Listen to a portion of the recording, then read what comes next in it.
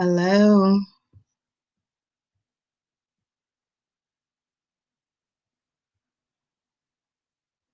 I hope everyone is doing well.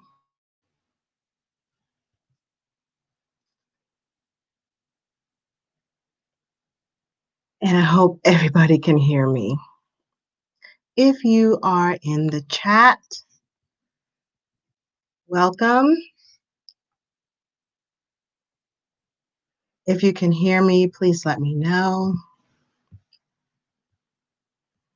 I want to thank you for coming. And I wanted to wait and give myself time to talk. Well, actually, to think. Get my thoughts together and think about what I wanted to say. Because for a lot of people, thank you so much. Welcome. Thank you.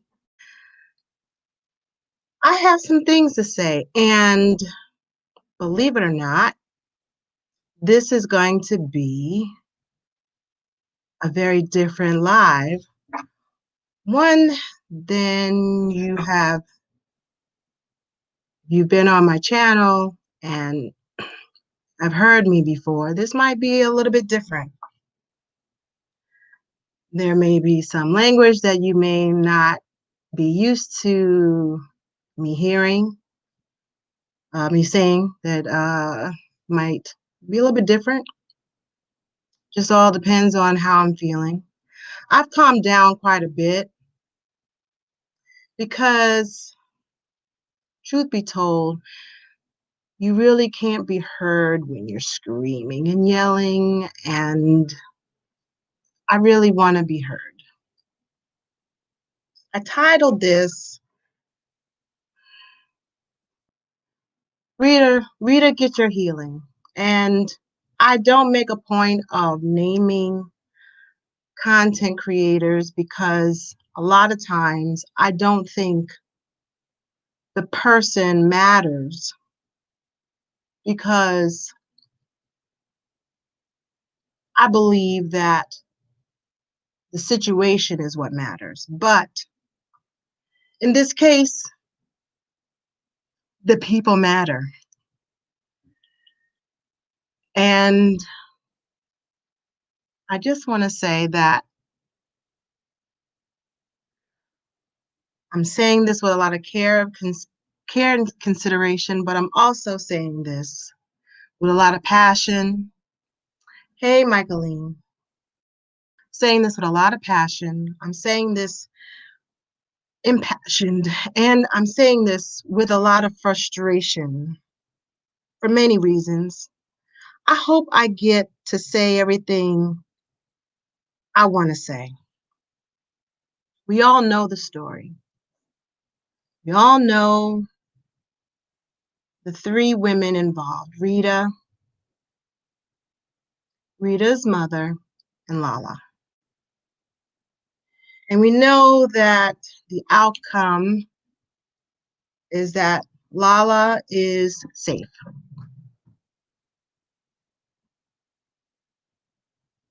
The first thing I want to do is commend the solidarity that I saw displayed on these YouTube streets. I never doubted that my fellow content creators, with all of their brilliance, resourcefulness, intelligence, craftiness, intuitiveness, and gifts, could not do what was done that was displayed. Never had a doubt. For those of you who rolled up your sleeves and really, with such fervor and care for Lala, for this young woman who we all thought was in distress. For those of you who took on the cause on any level, I just want to say thank you. The display of solidarity should not go unnoticed and it should be commended. Because in tragedy, and this was what we thought was a tragedy, brings out greatness. And I saw some really greatness in people. But in that, I had a question. Like Deanna Irving would say, we have questions. We got questions. And I just wondered, and it's a question I have. In the midst of all of this emotionality of looking for this young woman, does it make you change the way you move in the streets? Or are you going to go back to the status quo of how you treat each other? Because I always hear this from the cradle to the grave. Well, there was a possibility of the grave because the streets are mean and there was talk about exploitation and human trafficking and all of this stuff, and that this young lady could be in serious trouble. Are we going to take our mouths off of children? Are we not going to drag children? And I know this isn't a child per se, but are we going to treat each other better than what we did, say, 48 hours ago? Did this put an impression on you about how you display yourself? Did it give you pause or reflection of how you move around? Or now that the dust has settled and we all know everything is fine, have we forgotten what this all meant? And we just gonna go back to the way things were? I hope not, but it's just a question I have.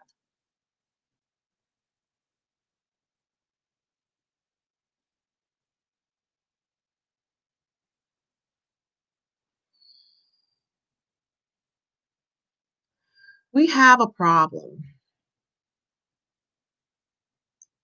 And we saw what it was, a display of toxicity and sickness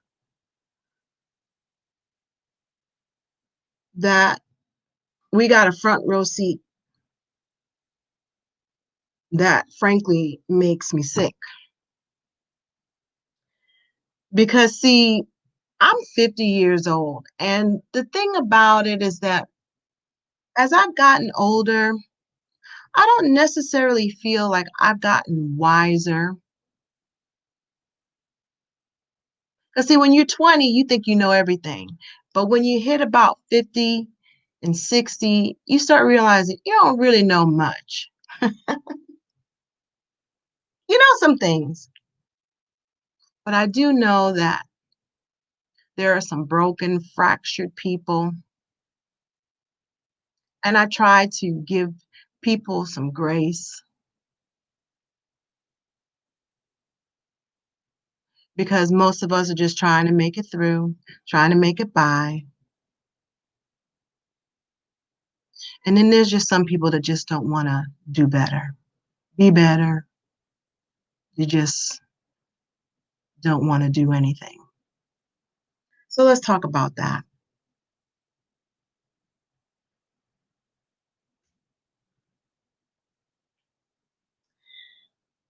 We had a really dire straight situation that put many of us,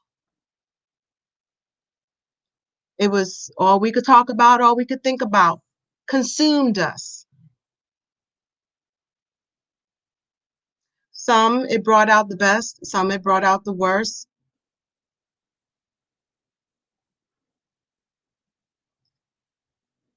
but it's a glimpse of a reflection of how we treat each other in our families and the dynamics of mothers and daughters. Woo. See, I have a 21-year-old daughter, so I know. I know. And I also know what it's like to be involved directly and indirectly with toxic people in my life. So I'm going to start with Miss Rita. Miss Rita, you don't know me. I know you don't watch me. And I just be honest. A lot of times I can't watch you because, see, I still believe in the humanness of people. And I know that you have gone through a lot, and I just cannot watch people spin out of control. I just can't do it. But the thing that I saw was that in this situation, for all of some of your faults, I really feel like it brought the best in you, out of you, as far as no doubt, I don't think people can deny that you have a love for your daughter.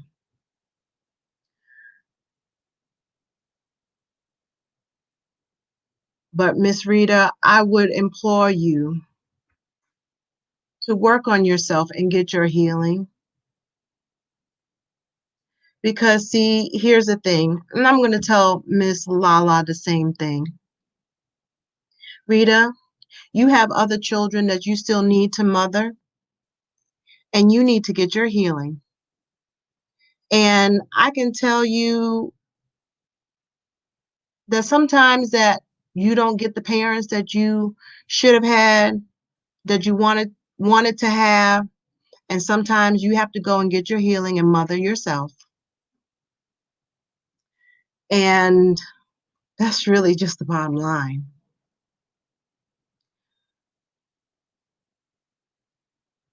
I can't even imagine the pain that you can have to have someone who is supposed to be your mother to inflict some kind of pain like that on you. I don't wish that on anybody.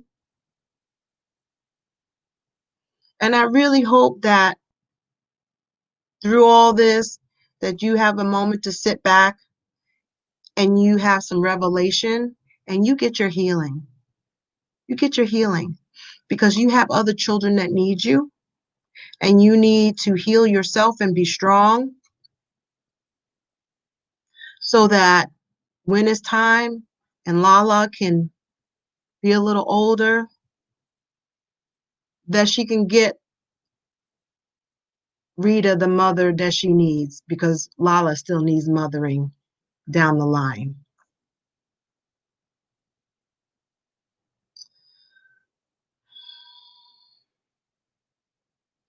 Lala, now you're 21. I have a 21-year-old. You are fired up. And all I can say is that you got a lot of misplaced anger. You have a lot of misplaced anger. Now, I'm not saying that you don't have a reason to be upset and angry at your mother. No one's going to deny that you have anger. But in this case, the level of anger that you have that I saw displayed was definitely misplaced. Now, I'm not saying that she didn't make any missteps, but the level of anger that I saw, that don't need to be to your mom. No. And I think everybody agrees. Listen, 21 years old, I left home at 17. And I left home at 17 because I had a very domineering mother. I just could not take it. And I bounced. I joined the military and I bounced. And when it was time for me to re-enlist and I was in my early 20s, it was like I would live in a cardboard box before I would move back home and live under my mother's roof. That's how I felt. Miss Lala, you need to get out on your own. You really do. Your wings are getting clipped and you don't even know. Your wings are getting clipped. There can only be one queen bee in the hive, honey. You need to find your own hive. You need to find your own hive. And you need to be a young woman to blossom and come unto your own and be the young woman and make the decisions that you want to make without the regime of your grandmother. It is time. If you did not know it was time, you should know it's time now.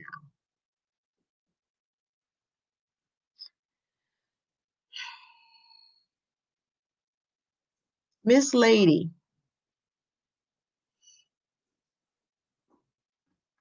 Now, Miss Lady is Rita's mother.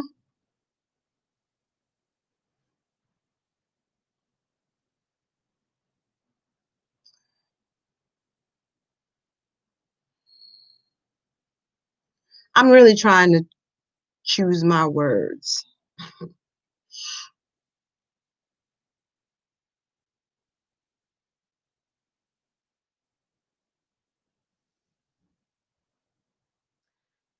I'm 50, going to be 51, and you're 55. So you are not my elder, you are my counterpart.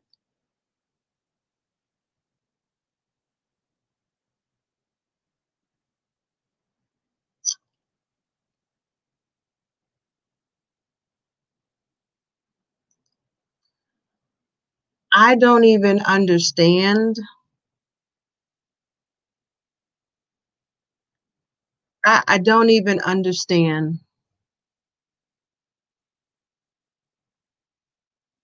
what it takes to be sadistic, to do what you did to Rita and to Lala.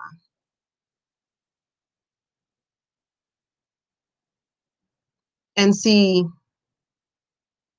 you're not, you're not, I'm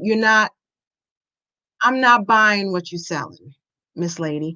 I'm not buying what you're selling at all because the more you talk, the more you reveal who you are. And if you have any sense about yourself, you just need to log off and stop talking.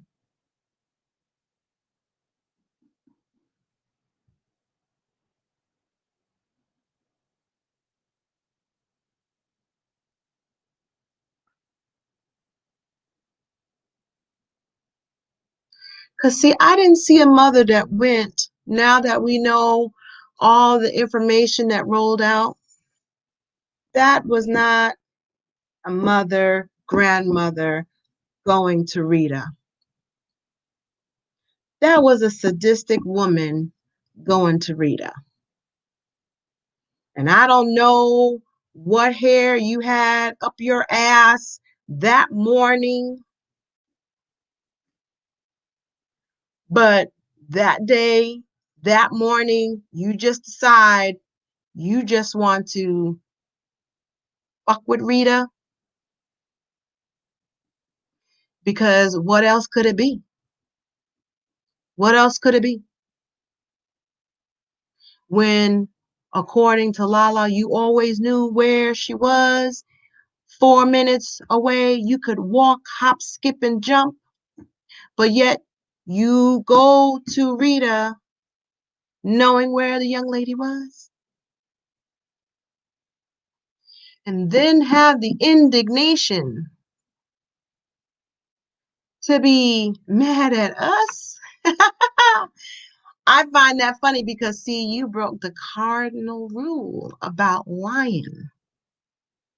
See, it's something that most parents tell their children about lying. One is don't tell a lie that you can't keep straight, right? Because once you start deviating from the lie, it all crumbles. One. And see, once you start telling the lie, you got to keep telling the lie. And then, unfortunately, you don't get to control how the lie unfolds. And when you brought it out, knowing that Rita goes on YouTube and she has her whole life displayed on YouTube, You thought it was going to go one way, but you wasn't in control of the lie. And it was all a lie. And then had the nerve to double down on Facebook, which I find funny how you talk about Rita wants to talk all her stuff on YouTube, but you just found another platform, different side of the same coin. And you had the indignation to talk about what we were doing. Lady, you brought this to our lap. You handed this bullshit on our laps for us to be consumed and to be emotionally spent. There are people who are emotionally drained for your fodder, for your entertainment. Indignation.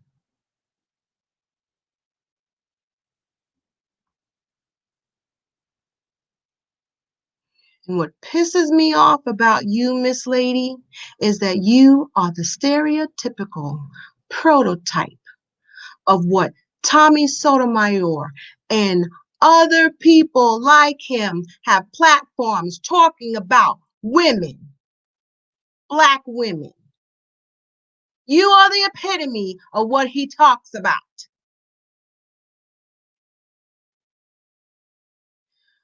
Women who are broken, who don't do anything, that have other children who are broken and don't take the time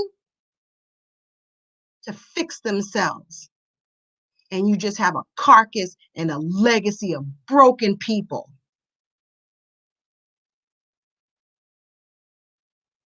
And you want to know what pisses me off about that? It's because the rest of us got to deal with it. Because, see, these are our co-workers and our neighbors and can be our baby mamas and baby daddies that you busy gonna unleash all your brokenness and not heal your family. And you give people like Tommy Sotomayor all of this great material because you don't want to get your shit together. And I say that because you are 55 years old. Lady, we all got a story. I can go on the street right now and pull 100 people, and I'm sure they all have a story. But you're 55 years old. You don't get to wallow in your story. You're 55 years old with a grown woman and a grown grandchild and little ones that are coming up under. You don't get to wallow in your story. You should have been taking care of that a long time ago. That should have been just a couple of chapters in your 55 chapter story of your life.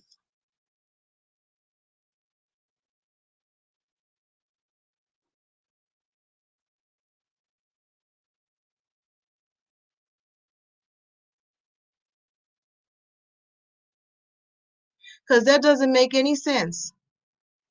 And then the question was, why is it you have your granddaughter? Well, we all know why you have your granddaughter. That's where the toxicity comes in. This is where the enabling comes in. This is where lack of boundaries come in. There's no reason why that 21-year-old young lady needs to be worried about a 55-year-old woman. Last time I checked, when I saw you, you looked really spry to me. Why is she getting you a job? Why is she having to worry about breaking you off something? The tail's wagging the dog. Guess who's the tail?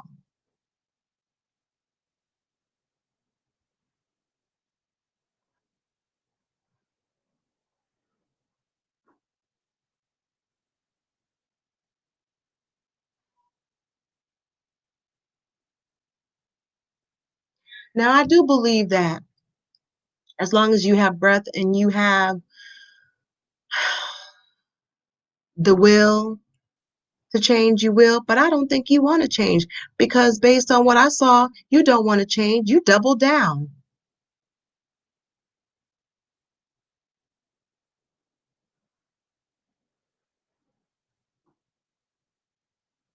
And the reason why I'm upset with you is because you are the matriarch. You're the head of this. You're the head of this. What do you want your legacy to be?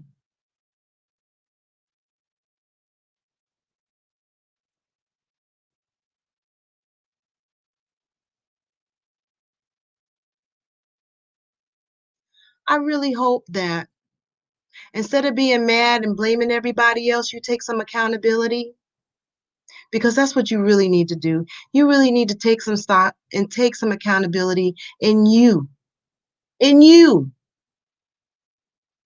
There's a lot of blaming going around, but no accountability. And a leader always takes accountability, no excuses. There's no excuses when you are a leader. You always accept accountability for the role. And you need to accept accountability for the role in your family. You are fucking up.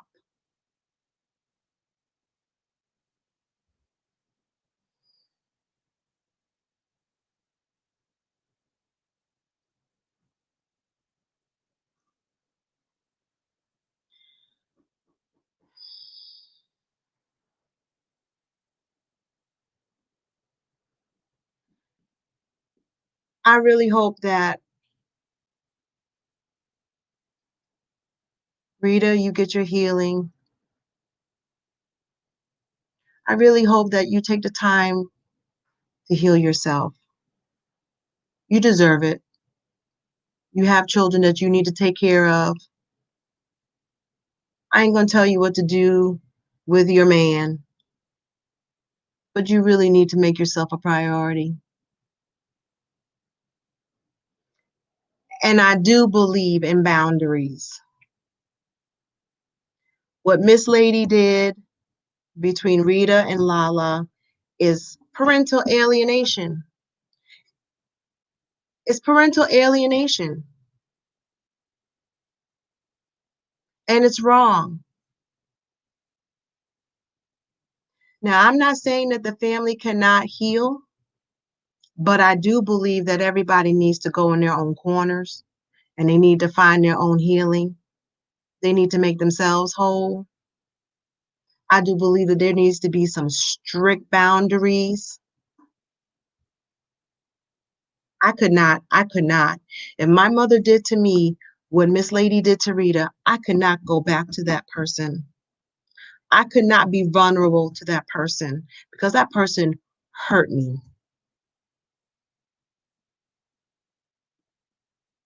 But I don't even know if they saw that. And unless you're able to step aside and step away to do that, you will always get caught up in the haze of dysfunction. And Lady Nika had a very good video about that.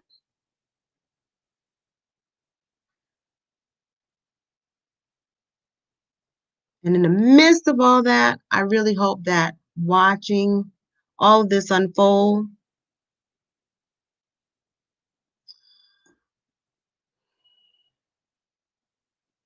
I really hope that you take the time in your own families to love on each other, mend your relationships.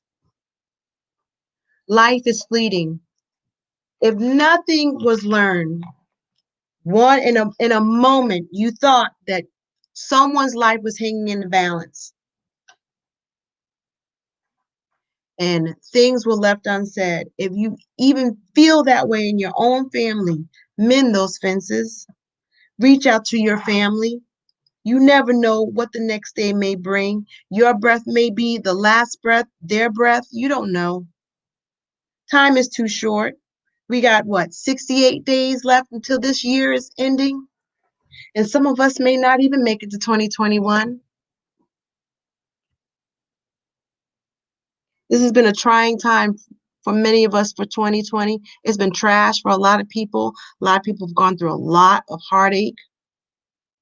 But I do believe in coming out on the other side, and I do believe in brighter days. And so with that, I want to end on a high note.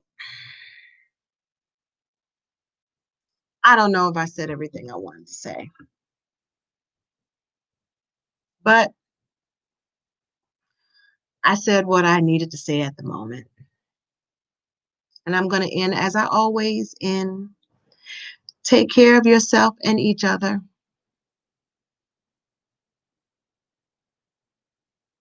Remember to take care of yourself and each other.